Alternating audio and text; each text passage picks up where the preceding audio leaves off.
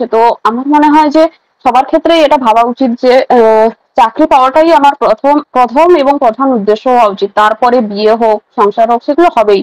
এখন আমিও ম্যারিড, কিন্তু আমি আগে আমার লক্ষ্যটা পূরণ করেছি, তারপরে আমি বিয়ে করেছি। তো ২ বছর পরে বিয়ে করলে বা ৩ বছর পরে বিয়ে করলে এমন কিচ্ছু ক্ষতি হয়ে যাবে না, কিন্তু যদি নিজের জীবনটা না ঠিকঠাক জায়গায় স্ট্যান্ড করাতে পারি না, তখন সারা লাইফটাই আমাদের আফসোস থেকে যাবে যে আমি আরেকটু চেষ্টা করলে হয়তো পারতাম। তো আমার মনে হয় মেয়েদের বিশেষ করে মানে এটা সবসময় মাথায় রাখা উচিত যে আমারও প্রথম উদ্দেশ্য হবে আমার নিজের পায়ে দাঁড়ানো। আগে নিজের কাঁধটা শক্ত করে নাও, তারপরে যা খুশি করো, কোনো প্রবলেম আসবে না। আজকে আমার সঙ্গে রয়েছে মিস শ্রেয়া মন্ডল ম্যাডাম, যিনি এবছর ডাব্লিউবিসিএস গ্রুপ এ পদে সিলেক্ট হয়েছেন। ম্যাডামকে আমাদের বিএম এডুকেশন চ্যানেলে ওয়েলকাম জানাই। আপনার এই সাফল্যের জন্য আমাদের চ্যানেলের পক্ষ থেকে অনেক অনেক অভিনন্দন। ধন্যবাদ আপনাকে। আচ্ছা ম্যাডাম, আমি একটু জিজ্ঞাসা করব যে 5 তারিখে যখন আর কি জানতে পারলেন, ঠিক আছে, তো কিভাবে আর কি জানলেন এই খবরটা, রেজাল্টের খবরটা? আচ্ছা, আমি অফিসে ছিলাম। আমি এখন ডব্লিউবিসিএস 2019-এর গ্রুপ সি তে সিলেক্টেড, এসিটিও একজন। তো আমি তখন অফিসে কাজই করছিলাম। হঠাৎ করে আমার মোবাইলে একটা পিডিএফ এলো, আমার অফিসেরই কলিগ একজন ভাই আমাকে পাঠালো। সঙ্গে লিখলো যে কনগ্রাচুলেশনস। তো আমি তখন পিডিএফটা খুলিও নি। তো আমি ওটা দেখেই বুঝলাম যে আমি হয়তো কোনো একটা পোস্টে সিলেক্টেড হয়েছি। তো তারপরে তো পিডিএফ খুলে দেখলাম যে আমি West Bengal food and supply সার্ভিসেসে সিলেক্টেড হয়েছি। তো এই ছিল এক্সপিরিয়েন্স। আচ্ছা, মানে আমরা সকলেই একটু জানতে চাই যে আপনার আর কি এডুকেশনাল ব্যাকগ্রাউন্ড সম্পর্কে। আপনার মাধ্যমিক উচ্চ মাধ্যমিক কোন ইয়ার, আর তারপর গ্রাজুয়েশন কোন ইয়ার, গ্রাজুয়েশনের সাবজেক্ট, আর আপনি কোন ডিস্ট্রিক্ট থেকে বিলং করেন?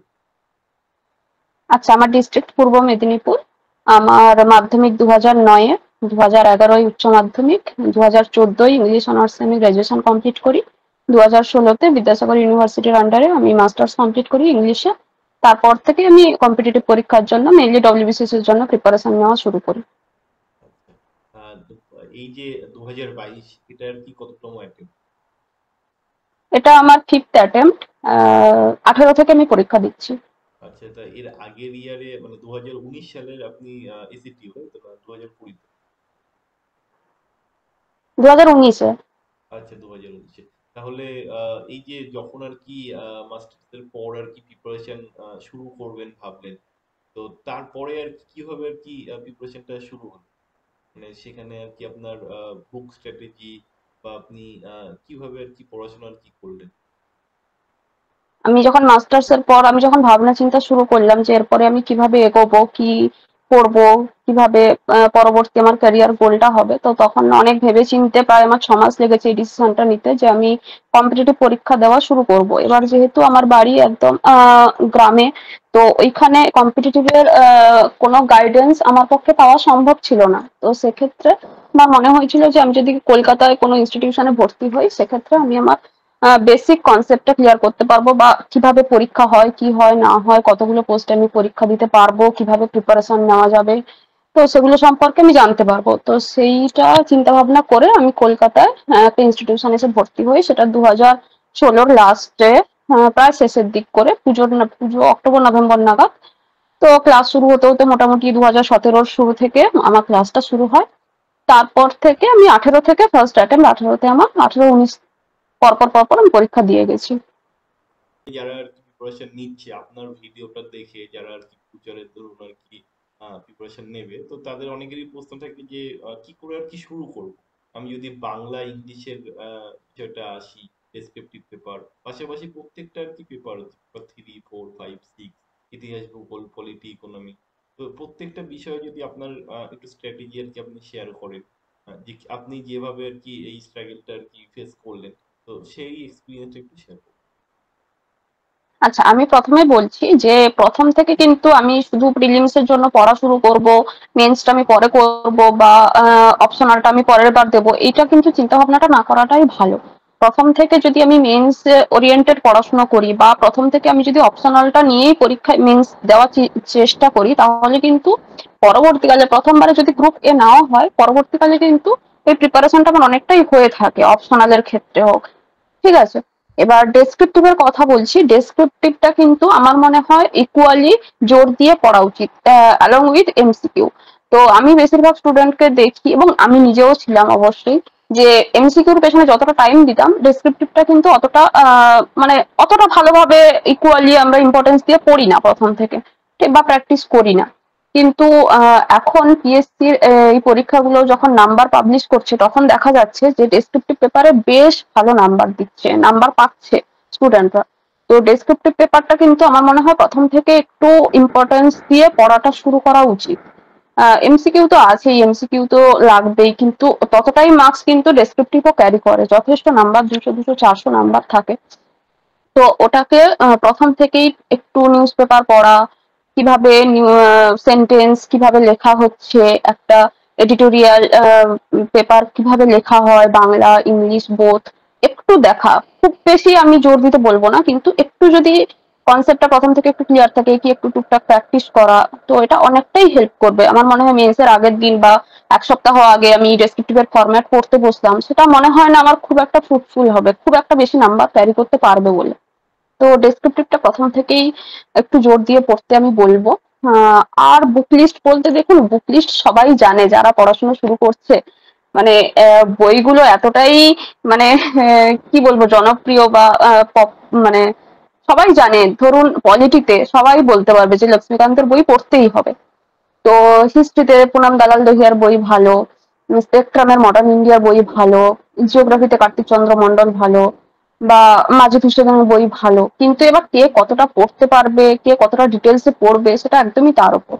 তো আমার সাজেশন যে খুব বেশি বই না পড়ে একটা কি দুটো বই যদি খুব ভালোভাবে পড়া হয়, ডিটেলসে পড়া হয়, তো সেক্ষেত্রে পারফেকশনটা অনেক বেশি হয়। আদারওয়াইজ একটু মানে পাজলড হয়ে যাওয়ার চান্স থাকে, ঘেটে যাওয়ার চান্স থাকে। খুব বেশি রিসোর্স না ফলো করে কম রিসোর্স যদি আমি খুব ভালোভাবে পড়ি, তো ওটা আমার মনে হয় বেশি আমাদেরকে হেল্প করবে। আচ্ছা। আমি একটু জিজ্ঞাসা করবো যে আপনি যখন প্রথম আর কি অ্যাটেম্প্ট দেন 2017 সালে, সেবার না, কি আমি 2018-তে শুরু পরীক্ষা দেওয়া শুরু করেছি। 17টা আমি পুরো বছরটা আমি শুধু প্রিপারেশন নিয়েছি, কোনো পরীক্ষা দিইনি। আমার ফার্স্ট অ্যাটেম্প্ট 2018-তে। আচ্ছা, প্রথমবার কি প্রিলিমস মেন্স ক্লিয়ার হয়েছিল? প্রিলিমস ক্লিয়ার হয়ে গেছে, প্রিলিমস আমার কোনোবারই আটকায়নি। মেন্স হয়নি 2018-তে। 19-এ গিয়ে আমার গ্রুপ সি তে সিলেক্টেড হলাম, 20-তেও গ্রুপ সি তেই সিলেক্টেড হয়েছিলাম। 21-এ প্রিলিমস হয়েছিল, মেন্সটা আমার দেওয়া হয়নি, সামহাউ আমার একটু প্রবলেম ছিল পার্সোনাল। আর এটা 22-এ আমার গ্রুপ এ হলো।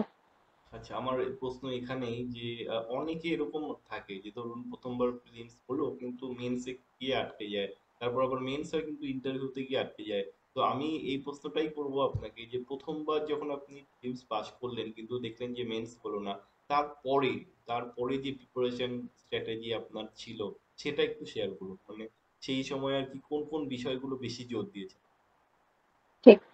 এবার আমি যখন প্রিলিমস পাস করলাম ফার্স্ট অ্যাটেম্পটে, মেন্স হলো না, তখন আমি বুঝলাম যে আমি আমার কিছুটা প্রিপারেশন তো হয়েছে, আমি ঠিক ট্র্যাকেই এগোচ্ছি, না হলে তো আমার প্রিলিমস হতো না।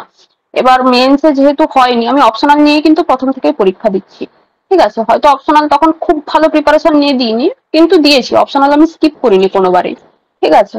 তো আমার যখন প্রথমবারে হলো না, তখন আমার মনে হলো যে হয়তো আমার পারফেকশনে কিছু গন্ডগোল হচ্ছে। আমার মেন্সে এত নাম্বারের এমসিকিউ আমার হয়তো কোনোভাবে আটকে যাচ্ছে, মাইনাস নেগেটিভ বেশি হচ্ছে। আমি দেখলামও যে অনেক কোশ্চেন আমার ভুল হয়েছে, সিলি মিস্টেক হয়েছে কিছু, ম্যাথসে ক্যালকুলেশন প্রবলেম হয়েছে, মাইনাসকে প্লাস করে দিয়েছি, প্লাস মাইনাস হয়ে গেছে, মানে এরকম মানে একদম সিম্পল যেগুলো ভুল হয়, সিলি মিস্টেক, এগুলো প্রচুর হয়েছে। তো তারপর থেকে আমি পড়াশোনাটা কম করে কোয়েশ্চেন প্র্যাকটিস বেশি করলাম, যাতে আমার পারফেকশনটা আসে, যে এই কোয়েশ্চেনে এই অ্যান্সারটাই হবে। আমার ওখানে কি হচ্ছিল যে দুটো অপশনের মধ্যে আমার গন্ডগোল লাগছিল, কনফিউশন হয়ে শেষে আমার মানে ভুলটা হয়ে গেছে অনেক ক্ষেত্রেই। তো সেই কনফিউশনটা যাতে না হয়, সেই জন্য আমি বেশি বেশি করে কোয়েশ্চেন অ্যান্সার প্র্যাকটিস করতে শুরু করলাম। ঠিক আছে। তো এই করে মোটামুটি 2019-এ আমার স্কোর ওই, খুব বেশি স্কোর আমার এমসিকিউ তো কোনোদিনই হয় না, তবুও 2019-এ আমার হলো 460-70 অ্যারাউন্ড আমার স্কোর ছিল এমসিকিউতে। এবার ডেসক্রিপটিভটা যেহেতু আমি ইংলিশে আমি মাস্টার্স, তো একটা আমার ইজি ফ্লোয়িং, আমি আমার একটা ধাঁচ আছে যে আমি এভাবে লিখি। এবার যেহেতু আমি একটু একটু করে কিছু টপিক দেখে রাখতাম, কিছু ডেটা লিখে রাখতাম, তো এইভাবে ডেসক্রিপটিভটাই আমার মোটামুটি প্রথম থেকে নাম্বার খারাপ আসে না, ঠিকঠাকই আছে। তো সেই সূত্রে আমার মোটামুটি 2019-এ সিলেকশনটা হয়ে যায় সিতে। কিন্তু গ্রুপ এর জন্য যেহেতু অপশনালে নাম্বারটা বেশি লাগে, আমি জানি না কেন সিতে আমার অপশনালে আমি নাম্বার পাইনি। না, পরীক্ষা আমার ঠিকঠাকই হয়েছিল। তো যাই হোক, গ্রুপ সিতে সিলেক্টেড হই তারপরের বছর। তো তারপরে 20-তেও মেন্স ক্লিয়ার করি আমি গ্রুপ সিতেই। সে বছর আমার অপশন হয়নি সামহাও। এটা 22-এ হলো। আচ্ছা, আপনার অপশনাল সাবজেক্ট কি ছিল? আমার সোসিওলজি অপশনাল। আচ্ছা, সেটা কি একদম প্রথম থেকেই সোসিওলজি ছিল নাকি কোন মানে হ্যাঁ, হ্যাঁ, হ্যাঁ, না, না, আমি চেঞ্জ করিনি, আমার প্রথম থেকেই সোসিওলজি ছিল। আচ্ছা, আমি একটু এবার আসবো যে মেন্স এর আগে মক টেস্ট, ঠিক আছে? তো সেক্ষেত্রে আপনি মক টেস্ট কিভাবে দিতেন? মক টেস্ট তো আমি আমার ইনস্টিটিউশনে দিতাম, প্লাস অনলাইন ইনস্টিটিউশনের সঙ্গে আমার কিছু আমার মক টেস্ট ছিল, পারচেস ছিল, তো ওগুলো দিতাম। এমনি আমার কাছে যে বইগুলো আছে ওই বইগুলোতে তো মোটামুটি হিস্ট্রি, জিওগ্রাফি এইসব সাবজেক্ট গুলোর মোটামুটি এমসিকিউ অনেকগুলো করে দেওয়া থাকে। তো ওইখান থেকে প্র্যাকটিস করতাম, প্রিভিয়াস ইয়ার্স কোয়েশ্চেন প্র্যাকটিস করতাম। তো এই করেই আমি মোটামুটি কোয়েশ্চেন প্র্যাকটিস করেছিলাম। এবার একটু আসবো যে অপশনাল, ঠিক আছে? তো অপশনালের জন্য আপনি কিভাবে প্রিপারেশন নেন? আচ্ছা, অপশনালে আমি যখন সোসিওলজি চুজ করি, আমার কিন্তু কোনোদিনই কোনো অবস্থাতেই আমার সোসিওলজি কোনো সাবজেক্ট ছিল না। তো একদম নতুন সাবজেক্ট, আমার মনে হয়েছিল যে এই সাবজেক্ট সিলেবাসটা দেখে আমার মনে হয়েছিল যে আমি যদি একটু চেষ্টা করি সাবজেক্টটা আমি কিছুটা হলে আমার কনসেপ্ট ক্লিয়ার হলে আমি লিখতে পারবো। তো আমি সোসিওলজি যখন আমি নিজে থেকে যখন সিলেবাসটা দেখে একটু একটু করে শুরু করলাম, আমার ইনস্টিটিউশনে পড়ানো শুরু হলো। তখন আমি কিন্তু খুব প্রিপেয়ার্ড নই। তারপরে আমি চেষ্টা বলে একটা অনলাইন ইনস্টিটিউশনে আমি ওটা এনরোল ছিলাম। তো ওখানে একজন স্যার পড়াতেন, সানি ডে বলে স্যার। তো উনি যখন সোসিওলজির একটা কোর্স করালেন, তো ওটাই আমি ভর্তি হয়েছিলাম। তো ওই কোর্সটা আমি পুরো 1 বছরের কোর্স করেছি, পরীক্ষা দিয়েছি। স্যার মানে খুবই ভালো পড়ান। আমার কনসেপ্ট ক্লিয়ার করার পেছনে মানে কি বলবো, স্যারের প্রচন্ড অবদান রয়েছে। তো আমি ওখানেই পরীক্ষা দিয়েছি। স্যার ভুল টুল গুলো যেগুলো হতো স্যার কারেকশন করে দিতেন, ডিসকাশন করতেন। তো ওখান থেকেই মোটামুটি আমার সোসিওলজির প্রিপারেশনটা। এবার একটু আসবো যে ইন্টারভিউ নিয়ে। এটা যেহেতু দ্বিতীয় ইন্টারভিউ, ঠিক হ্যাঁ। আছে? তো আপনার ইন্টারভিউ এর আর কি এক্সপিরিয়েন্স কেমন, মানে যেই দিন ইন্টারভিউটা ছিল সেই দিন আপনার আর কি কেমন কি প্রশ্ন করা হলো? আর তারপরে একটা প্রশ্ন জিজ্ঞেস করবো যে এখন বর্তমান আপনি যে পোস্টে রয়েছেন এসিপিও, সেখানকার জব প্রোফাইল। আচ্ছা, আমি ইন্টারভিউটার কথাটা আগে বলছি। হুম। আমার ইন্টারভিউ ছিল 10th ফেব্রুয়ারি। তো আমি ফার্স্ট ক্যান্ডিডেট ছিলাম, দিনের ফার্স্ট ক্যান্ডিডেট আমি। তো ঢুকলাম, যা হয় ইন্টারভিউ ঢুকলাম। চেয়ারম্যান ম্যাডাম ছিলেন, দুজন স্যার ছিলেন, আরেকজন ম্যাডাম ছিলেন। উনি কোনো কোয়েশ্চেন করেননি, তিনজনই মোস্টলি কোয়েশ্চেন করছিলেন। তো এই বছর তো কোনো কাউকেই আমি শুনিনি যে মানে ইন্ট্রোডাকশন জিজ্ঞেস করেছে, কাউকেই জিজ্ঞেস করা হয়নি ইন্ট্রোডাকশন। ম্যাডামের কাছে অ্যাপ্লিকেশন ফর্ম ছিল, ম্যাডাম ওটা ধরে ধরেই বলছিলেন, আচ্ছা তোমার নাম শ্রেয়া মণ্ডল, বাড়ি পূর্ব মেদিনীপুর, এরকম বললেন। হ্যাঁ ম্যাডাম। তারপরে উনি পূর্ব মেদিনীপুর থেকে অনেক কোয়েশ্চেন করলেন, যেমন এরিয়া কত, লিটারেসি রেট কত, সেক্স রেশিও কত, কবে ভাগ হয়েছে জেলা। ঠিক আছে, তো প্রচুর কোয়েশ্চেন ওখান থেকে হলো। কটা ব্লক রয়েছে, এক্সিকিউটিভ আমার ফার্স্ট প্রেফারেন্স ছিল, তো কেন এক্সিকিউটিভ দিয়েছো, অপশনাল কি। অপশনাল থেকে কিন্তু আমাকে কোনো কোয়েশ্চেন করা হয়নি, অপশনাল কি জাস্ট এই কোয়েশ্চেনটাই করে ছেড়ে দিয়েছে।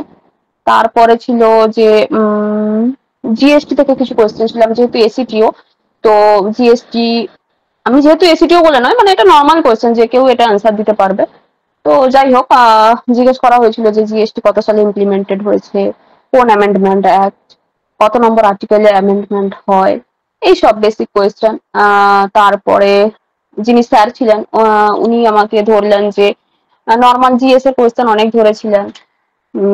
তারপরে ইংলিশ থেকে মানে কি, ধরুন একটা বানান জিজ্ঞেস করলেন, কোনো কঠিন বানান একটা, আমার মনে নেই এখন, বেশ 2-3টে বানান জিজ্ঞেস করেছিলেন, এরর কারেকশন ধরেছিলেন, সেন্টেন্স ফরমেশন করতে দিয়েছিলেন, একটা ট্রান্সলেশন দিয়েছিলেন, সিম্পল যদিও তাও। তো এগুলোই ছিল। আর কিছু বুকস অ্যান্ড অথর্স জিজ্ঞেস করেছিলেন।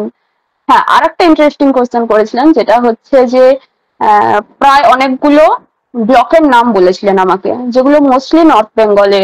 তো ওগুলো কোন জেলায় আছে, আমাকে এরকম পার্টিকুলার একটা ব্লক ধরে ধরে কোয়েশ্চেন করা হয়েছিল। ঠিক আছে, তো এটা আমি কোনোদিন ফেস করিনি, এটা আমার নতুনই লেগেছিল। তো যাই হোক, এগুলো আমি কয়েকটা বলতে পেরেছি, কয়েকটা পারিনি। তো এই ছিল সেকেন্ড স্যার। আর 3 নম্বর যিনি ছিলেন, শেষে যিনি স্যার থেকে জিজ্ঞেস করেছিলেন প্রচুর বুকস অ্যান্ড অথার্স, কিছু পোয়েম পোয়েম থেকে জিজ্ঞেস করেছিলেন, কোনো নাটকের ক্যারেক্টার, এরকম মোস্টলি আমার সাবজেক্ট থেকে। তো আমি তো অনেকদিন আগে এই সাবজেক্ট ছেড়ে দিয়েছি, তো আমার এত ডিটেলস এখন মনেও নেই। তো সেটা আমি বলেও ছিলাম যে স্যার আমার এই মুহূর্তে অনেক কিছুই মনে নেই, আমি অনেকদিন ডিটেলস। তো এই মোটামুটি এক্সপিরিয়েন্স ছিল আমার। আচ্ছা, এবার একটু জিজ্ঞেস করবো যে এসিপিও মানে আপনার যে পোস্ট, সেই পোস্টের আর কি জব প্রোফাইল। আচ্ছা, এসিটিও কিন্তু পোস্টিং অনেক জায়গায় হয়। আমার যেটা পোস্টিং, আমার হচ্ছে bureau of investigation south Bengal. তো আমার অফিস বেলেঘাটাতে। আমাদের মেইনলি ইনভেস্টিগেশন পার্টটা আমাদের কভার করতে হয়, যেমন থাকে ফিল্ড ভেরিফিকেশন থাকে। ঠিক আছে, যেগুলো ফ্রড কেস হয়, জিএসটি ফ্রডলি অ্যাভেল করা হয়, জিএসটি রেজিস্ট্রেশন নেওয়া হয়। তো সেই জায়গাগুলো আমাদের ভিজিট করতে হয়। যদি কোনো ভুলভাল জিনিস থাকে সেগুলো আমাদের রিপোর্ট করতে হয়। এসটি হচ্ছে রিপোর্টিং অথরিটি, মেনলি আমরা ফিল্ড ভেরিফিকেশনে গিয়ে আমরা রিপোর্ট করি যে আমরা এখানে এসে কি দেখলাম না দেখলাম। তো মোস্টলি আমরা এই রিপোর্টিং এর কাজটা করি। আর তো অফিসে ডেস্ক জব কিছু থাকে। তারপরে যেগুলো বড় রেড হয়, মানে ধরুন আমাদের ওভারনাইট রেডও হয়, 2 দিন ধরে রেড চলছে এরকমও হয়। তো ওগুলোতে রেডে গিয়ে তো সব রকম কাজই থাকে। এই মোস্টলি আমার জব প্রোফাইল। এবার অন্যান্য আমাদের চার্জে পোস্টিং হয়, অনেক চার্জ আছে, ওগুলোতে এক্স্যাক্টলি কি কাজ হয় আমার জানা নেই। রেঞ্জ আছে, অনেক ইউনিট আছে যে মানে কমার্শিয়াল ট্যাক্সে। তো সেগুলো সম্পর্কে আমি ডিটেলে জানি না। আমার মোটামুটি এই আমার ফিল্ড ভেরিফিকেশনটাই মেইনলি রেড হয়, আর টুকটাক ডেস্ক জব থাকে। আচ্ছা, আর যখন আর কি জয়েন করলেন তারপর ট্রেনিং পিরিয়ডটা সেটা কয় মাসের হয়? আমাদের মানে এসিটি হতে বলছেন হুম তো? হুম। আমাদের কিন্তু খুব বেশি দিন ট্রেনিং হয়নি, আমাদের 15 দিনের একটা ইন্ডাকশন ট্রেনিং ছিল, তারপরে আমাদের পোস্টিং দিয়ে দেওয়া হয়েছে, কারণ আমাদের বলা হয়েছিল যে তোমরা কাজ করতে করতে শিখবে। ট্রেনিং আচ্ছা, তারপর মানে কি মানে পোস্টিংটা সেটা প্রত্যেক ডিস্ট্রিক্ট ওয়াইজই কি হয় মানে ব্লকে হয় না, নাকি? ওরকম কোনো ব্যাপার, এবার ভ্যাকেন্সির ব্যাপার থাকে। ঠিক আছে, তো আমাদের যেহেতু কলকাতাতে, মানে বেশিরভাগ অফিসই কলকাতা বেসড। ঠিক আছে, তো বেশিরভাগ পোস্টিংই কলকাতাতে হয়। আমার যেমন এখানে হয়েছে বেলেঘাটাতেই, মানে হেডকোয়ার্টারেই আমার পোস্টিং হয়েছে।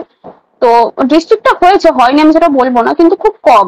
মানে সেরকম পার্সেন্টেজ দেখতে গেলে বেশিরভাগই কলকাতাতেই পোস্টিংটা হয়। হুম। মানে যার তারপরে তো ট্রান্সফার আছেই, যার যেমন রিকোয়ারমেন্ট ওয়াইজ তো ট্রান্সফার তো হয়ই, পার্মানেন্ট তো নয়। আচ্ছা, ঠিক আছে ম্যাডাম, অনেক ধন্যবাদ, আপনি খুব ভালোভাবে সবকিছু আর কি আমাদের বুঝিয়ে বললেন। আমি একটু বলবো যে এখনকার সময়, ঠিক আছে, এখনকার সময় অনেক রকম আর কি প্রিপারেশনের বাধা আসছে, যেমন ধরুন ওবিসি কেসের একটা সমস্যা নিয়ে অনেকেই মোটিভেট হয়ে গেছে।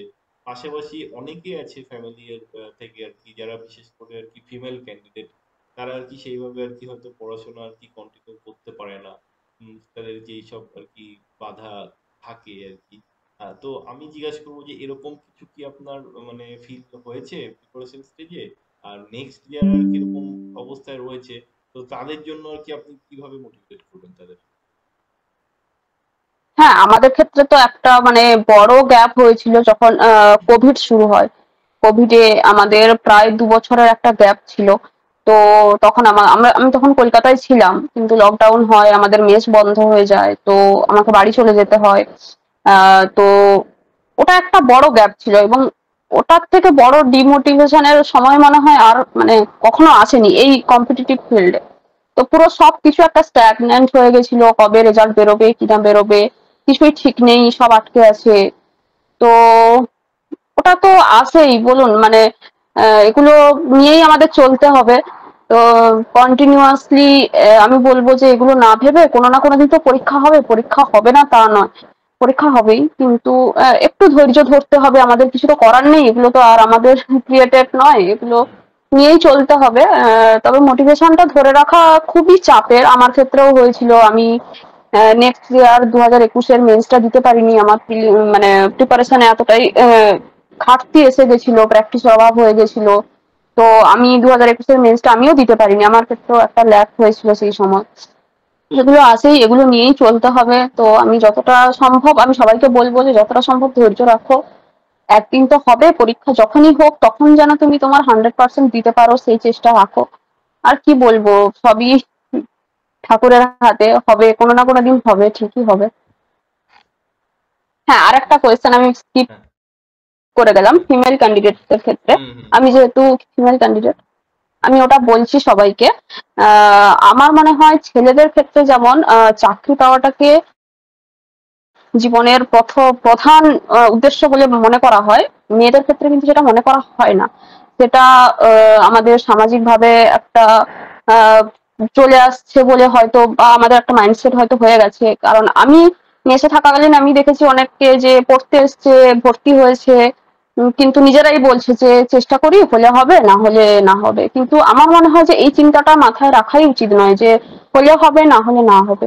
কারণ একটা ছেলের যদি চাকরির ওপরে সবকিছু ডিপেন্ড করে থাকে, তাহলে একটা মেয়ের কেন নয় সেটা? তো তোমাকেও তোমার বাবা মা পড়ার সুযোগ দিচ্ছে, তোমাকেও সেম রিসোর্স তোমার পেছনে খরচ করছে। তো আমার মনে হয় যে সবার ক্ষেত্রেই এটা ভাবা উচিত যে চাকরি পাওয়াটাই আমার প্রথম প্রথম এবং প্রধান উদ্দেশ্য হওয়া উচিত। তারপরে বিয়ে হোক, সংসার হোক, সেগুলো হবেই।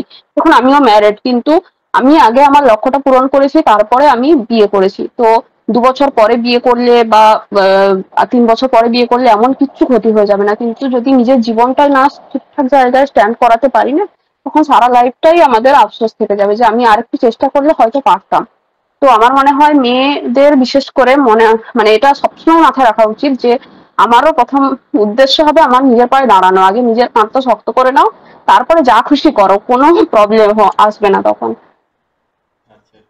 আর আরেকটা প্রশ্ন করব, আপনি যেহেতু বিবাহিত, তো এই প্রশ্নটা মানে অনেকেরই থাকে যে তারপরে আর কি অনেকেই থাকে যে আর প্রিপারেশনটা কন্টিনিউ করতে পারে না।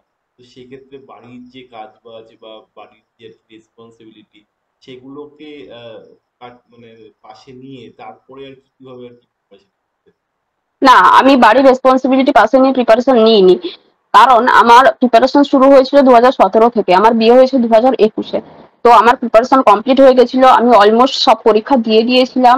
আমি একটা জায়গায় পৌঁছে গেছিলাম যে হ্যাঁ, এখানে আমি এতগুলো পরীক্ষা দিয়েছি, আমার কোনো না কোনো একটা পরীক্ষা হবে। তখন আমি সব পরীক্ষাই দিতাম। ক্লার্কশিপ দিয়েছিলাম, আইসিডিএস সুপারভাইজার দিয়েছিলাম, রেলের পরীক্ষা দেওয়া ছিল। তো আমি জানতাম যে কিছু না কিছু একটা আমার পরীক্ষা হবে, এটা দেওয়া ছিল, ডব্লিউবিসিএস দেওয়া ছিল। তো সেই সময় কোভিডের সময় একটা তো আনসার্টেন ব্যাপার চলে আসছিল। তো সেই কারণে ফ্যামিলি থেকে একটু প্রবলেম হয়ে যাওয়ার জন্য আমার মানে আমি বিয়ে করে নিয়েছিলাম। কিন্তু এই নয় যে আমি মানে এদিকটা ছেড়ে দিয়ে বিয়ে করেছিলাম। তো তখন আমার প্রিপারেশন অলমোস্ট কমপ্লিট। এবং আমার বিয়ের পরের মাসেই আমার 2019-এ গ্রুপ সি এর ফাইনাল রেজাল্টটা বেরোয়, ইন্টারভিউ লিস্টটা বেরোয়। তখন আমি ইন্টারভিউটা আমি কোনোভাবে মানে ম্যানেজ করে ওখানে প্র্যাকটিস করে ইন্টারভিউটা দিয়েছিলাম। এখন ওটুকু করা যায়, ওটুকু কোনো ব্যাপার না। কিন্তু কেউ যদি মনে করে যে বিয়ে করে সংসার সামলিয়ে ফুল প্রিপারেশন নেবে, আমার মনে হয় না সেটা খুব একটা সম্ভব বলে। তো ব্যতিক্রম অবশ্যই আছে, কিন্তু টাফ। তো তারপরে আমি যখন চাকরি পেলাম, চাকরি পেয়ে আমি কিন্তু কলকাতায় শিফট করে যাই। কারণ আমার গ্রুপ এটা টার্গেট ছিল, আমাকে তো পড়াশোনা করতে হবে গ্রুপের জন্য। কারণ চাকরি করে আমি যদি বাড়ি থেকে চাকরি করি, অবশ্য আমার বাড়ির কাছে আমি পেতামও না, একটা ভ্যাকেন্সি ব্যাপার থাকে, সেটা আলাদা ব্যাপার। তো আমি যখন কলকাতায় শিফট করে যাই, আমি এখানে একাই থাকি।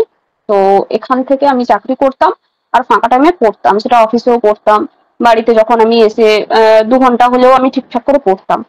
তো বিয়ে আর চাকরিটা কিন্তু আমি একসঙ্গে করিনি সেভাবে, মানে চাকরি বলছি, প্রিপারেশনটা কিন্তু আমি একসঙ্গে করিনি সেভাবে যদি কেউ বলে, সেটা কিন্তু নয়। এবং সেটা করাটাও যে খুব মানে স্বাভাবিক বা খুব সহজে হয় আমার মনে হয় না, একটু তো টাফ আছেই। তো এদিকটা সামলে নিয়েই বিয়ে করাটা বেটার আমি বলবো। একদমই। আমার লাস্ট প্রশ্ন, যে আজকে আপনি সফল হয়েছেন, তো এর পেছনে কাদের অবদান রয়েছে? অবদান অবদান কার নেই বলুন না? আমার মা, বাবা, বাড়ির প্রত্যেকে, আমার বোন, আমার হাজব্যান্ড মানে থ্রু আউট দ্য জার্নি আমাকে প্রচন্ড হেল্প করেছে। আমার বন্ধু বান্ধব, আমার এখন অফিসের যারা সিনিয়র আছে, দাদারা সবসময় বলতো, দাদা দিদিরা, যে পড়াশোনা কর, এখান থেকে বেরিয়ে যা, গ্রুপ সি নিয়ে কেন পড়ে থাকবি, একটু চেষ্টা করলেই তো গ্রুপ এটা হবে। প্রচন্ড হেল্পফুল আমার অফিসের যিনি আমাদের যিনি ম্যাডাম ছিলেন, উনি যখন ছুটি চেয়েছি, মানে মানে প্রিপারেশনের জন্য, ইন্টারভিউ এর জন্য, মেন্স এর জন্য সবসময় আমাকে প্রচন্ড হেল্প করেছেন। মানে কার অবদান নেই বলবো, মানে এভরিওয়ান, সবাই প্রচন্ড হেল্প করেছে। একদমই অবদান, মানে এই প্রশ্নটা হয়তো একটু ছোট, কিন্তু এর যে উত্তর, মানে একদম এর যে একদম আমার স্যারেরা, গুরুত্ব মানে অনেক। আমি সরি যদি কাউকে স্কিপ করে যাই, প্রত্যেকে প্রত্যেকে। ম্যাডাম, খুব ভালো থাকুন। আর আপনার নেক্সট আর কি যে জার্নি, WBCS গ্রুপ হিসেবে আপনি খুব ভালোভাবে আপনার জার্নি কমপ্লিট করুন। আমাদের বিএম এডুকেশন চ্যানেলের পক্ষ থেকে আপনার চাকরি জীবনের জন্য অনেক শুভকামনা রইল। Thank you so much. আপনারাও ভালো থাকুন, সব অ্যাসপিরেন্টরা ভালো করে পড়াশুনো করো, নিজের সেরাটা দেওয়ার চেষ্টা করো, সবাই সফল হবে। থ্যাংক ইউ সবাইকে, অল দ্য বেস্ট।